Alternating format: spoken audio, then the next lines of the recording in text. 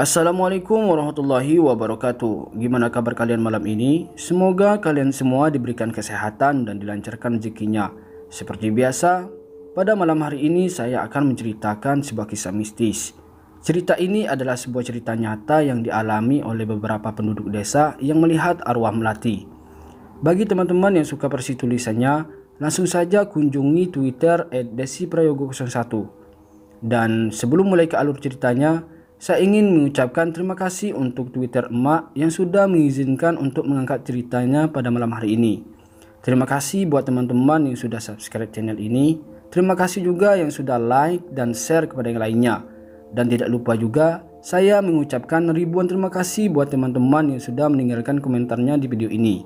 Tidak usah panjang lebar lagi, podcast malam Jumat ini adalah ceritanya. Sekitar tahun 2015, warga setempat digegerkan dengan penemuan sebuah karung yang diletakkan di depan sebuah rumah warga. Saat warga membuka karung tersebut, ternyata di dalamnya ada tubuh seorang perempuan yang berusia kisaran 19 sampai 25 tahun. Dan ternyata itu adalah anak dari pemilik rumah tersebut. Kita panggil saja namanya Melati. Melati sempat dikabarkan tidak pulang ke rumahnya sekitar 2 hari oleh orang tuanya. Melati adalah seorang mahasiswi di salah satu universitas. Dia juga anak sematawayang dan tinggal di rumah dengan orang tuanya. Semuanya menjadi heboh. Kemudian orang tua Melati menelpon polisi untuk dibawa ke rumah sakit terdekat untuk diotopsi. Setelah diperiksa lebih lanjut, ternyata Melati sedang mengandung 2 bulan dalam perutnya. Dan dia dibunuh dengan cara dipukul kepala belakangnya dengan benda tumpul yang mengakibatkan cedera kepala yang cukup fatal. Dan juga terdapat lebam di bagian perut dan juga dada Melati. Pertanda bahwa sebelum dibunuh oleh pelaku, Melati sempat mendapatkan kekerasan fisik terlebih dahulu. Kemungkinan dia dibunuh lantaran dirinya meminta pertanggungjawaban atas kehamilannya. Apalagi Melati masih duduk di bangku kuliah. Sekitar 3 hari setelah ditemukan jenazah Melati, pelakunya akhirnya tertangkap di sebuah rumah kos yang jaraknya tidak terlalu jauh dari tempat kuliah Melati. Dan pelakunya tak lain adalah pacarnya sendiri.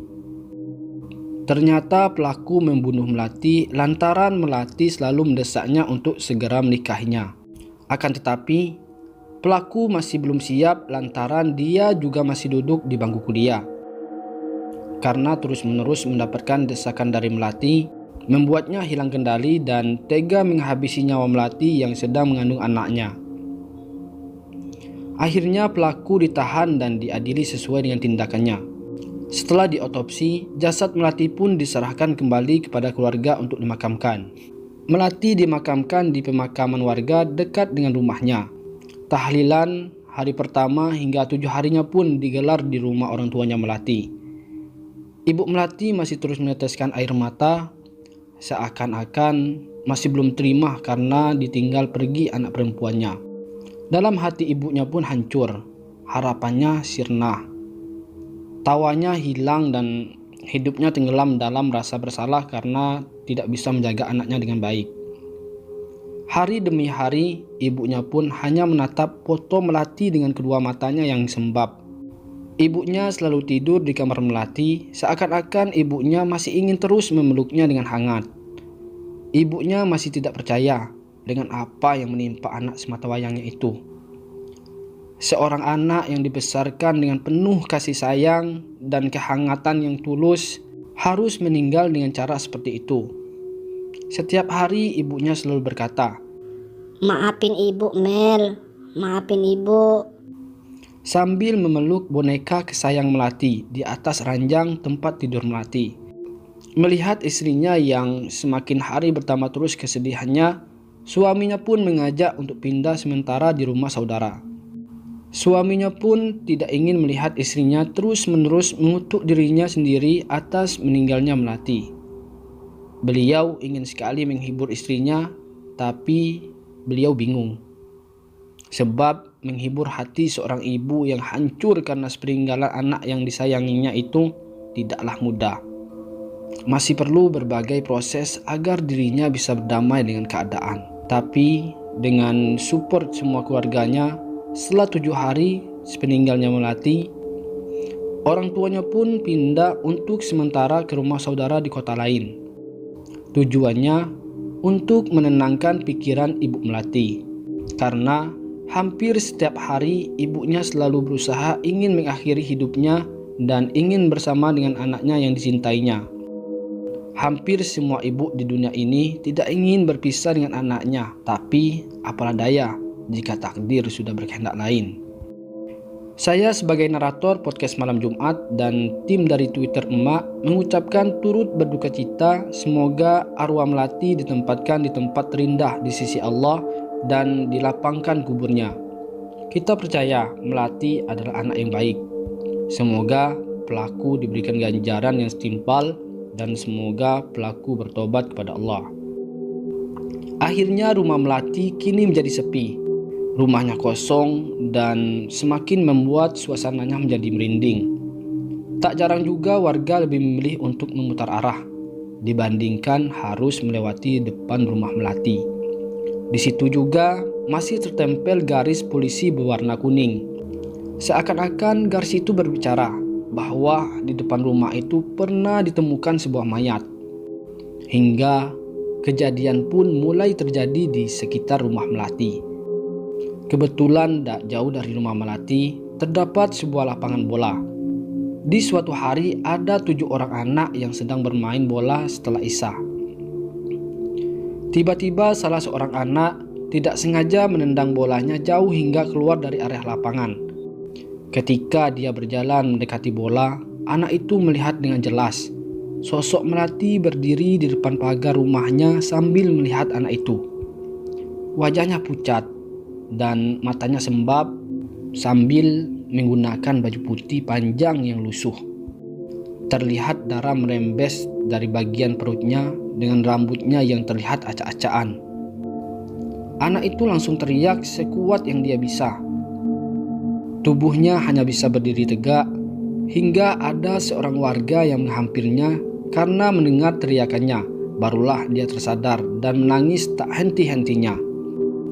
Saat ditanya, dia mengaku melihat arwah Melati sambil menunjuk ke arah depan rumah Melati. Warga merasa tidak percaya dengan ucapan anak itu. Dan akhirnya warga mengantar anak itu pulang ke rumah bersama dengan anak-anak yang lainnya. Rumor arwah Melati yang gentayangan mulai tersebar dari mulut ke mulut.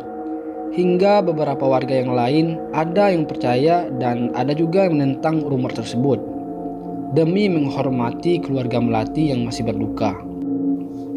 Sampai pada akhirnya rumor itu semakin kuat ketika tetangga yang di belakang rumah Melati melihat arwah Melati.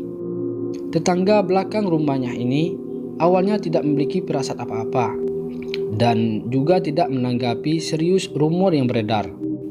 Karena dia tahu Melati ini anak yang baik, jadi nggak mungkin juga arwahnya gentayangan. Sampai tetangganya ini pun melihat sendiri sosok Melati berdiri di belakang rumahnya melihat ke arahnya sambil berkata, Mepet tah Mbak Win.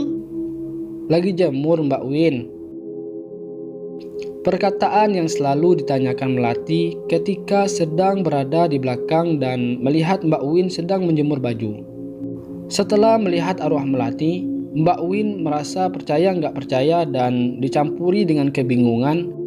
Terus dengan polosnya Mbak Win ini tanya, Itu kamu ya Mel? Iya benar aku Mbak. Kalau bukan aku terus siapa lagi?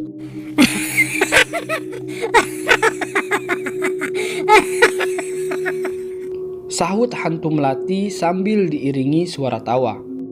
Lagi-lagi Mbak Win ini masih belum sadar hingga dia melihat ada darah di perut Melati. Barulah dia tersadar jika sosok tersebut adalah hantu Melati yang dibicarakan menghantui warga.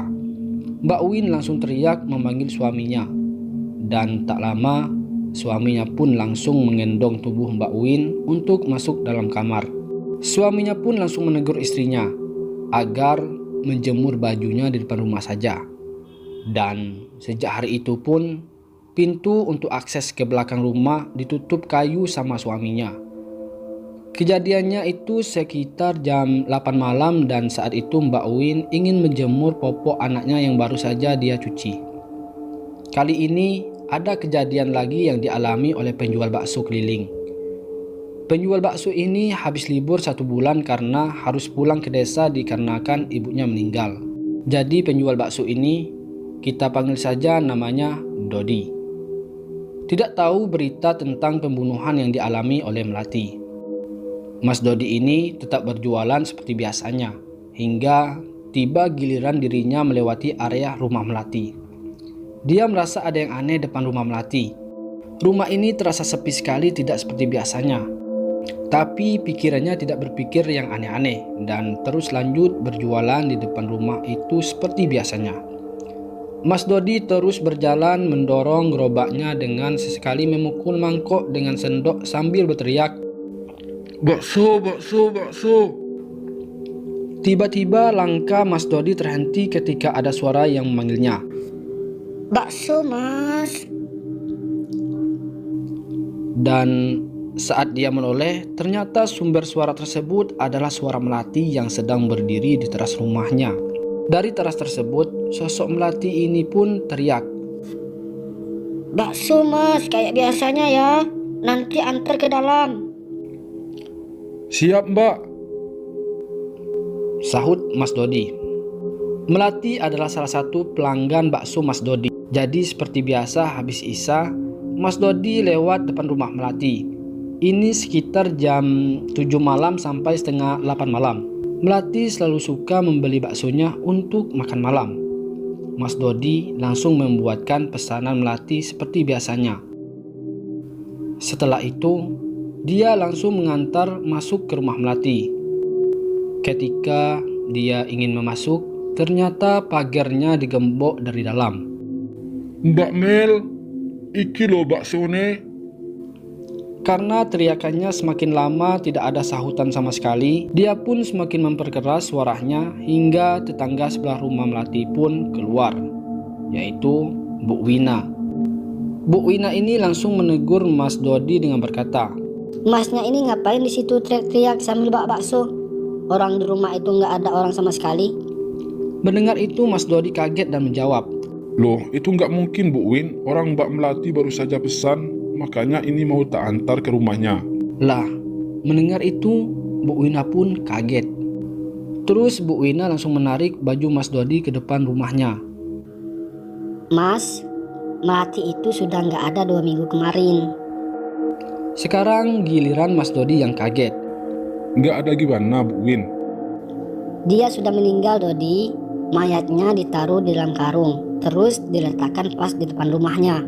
Apa kamu tidak melihat kalau di situ masih ada bekas garis polisi? Kali ini Mas Dodi terkejut dan tidak bisa bilang apa-apa. Di tengah keheningan kampung itu hanya ada Mas Dodi seorang diri yang berjalan menghampiri gerobaknya. Di dalam pikirannya seakan-akan tidak percaya dengan apa yang dikatakan Bu Wina tadi. Sesekali dia melihat ke arah rumah Melati, lalu pandangannya berpindah ke arah bekas garis polisi. Karena saat dia melihat Melati, tidak ada yang aneh. Seperti biasanya, Melati keluar rumah dengan daster rumahan dan wujudnya juga biasa saja, seperti wujud manusia.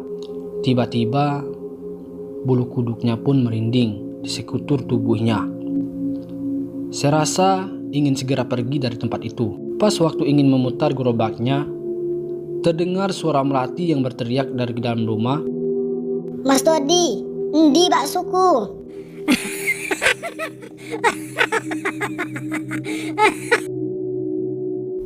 Mas Dodi, di mana baksoku? Diakhiri dengan tawa Melati yang terdengar melengking. Menyadari memang ada yang aneh dengan Melati, Mas Dodi langsung berlari menjauh dari rumah Melati sampai dia harus meninggalkan gerobaknya. Hingga pagi harinya, Mas Dodi baru kembali dengan beberapa warga yang dia minta tolong untuk menemaninya mengambil gerobak yang dia tinggalkan di sana. Barulah di saat itu Mas Dodi mendapatkan ceritanya secara jelas dari PRT setempat. Dan sejak hari itu, Mas Dodi tidak pernah lagi lewat depan rumah Melati. Kejadian semakin lama semakin mencekam. Teror demi teror diterima oleh warga-warga sekitar rumah Melati.